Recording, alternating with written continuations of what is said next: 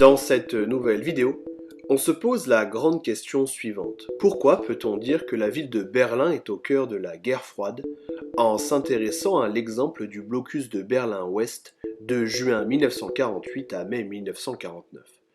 En 1945, après la Seconde Guerre mondiale, les Alliés, c'est-à-dire les vainqueurs de la guerre, divisent l'Allemagne en 4 zones d'occupation.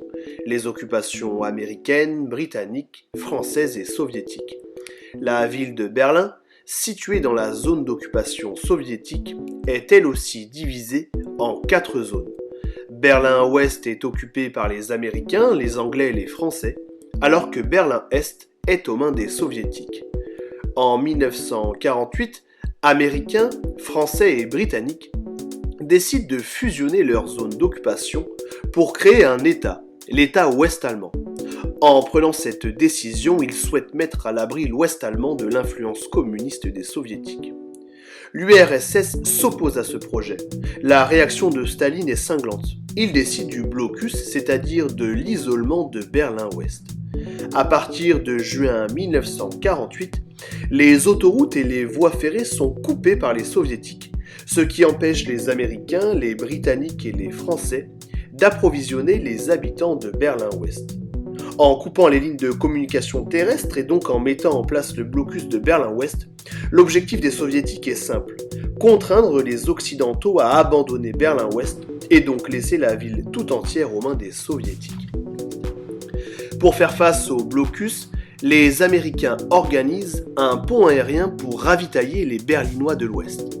Le charbon, les matières premières, les médicaments arrivent ainsi par voie aérienne.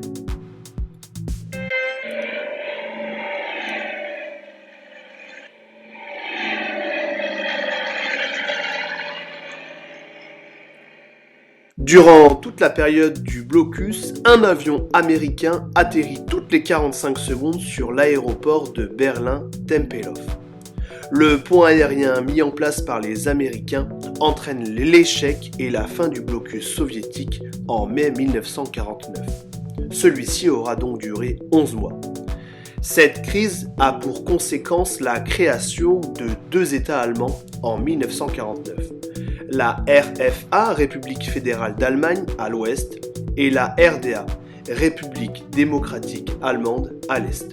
Précisons que la partie ouest de Berlin reste sous le contrôle de la RFA. Ces 2 États sont situés de part et d'autre de ce que l'on appelle le rideau de fer, une frontière imaginaire qui coupe l'Europe en 2.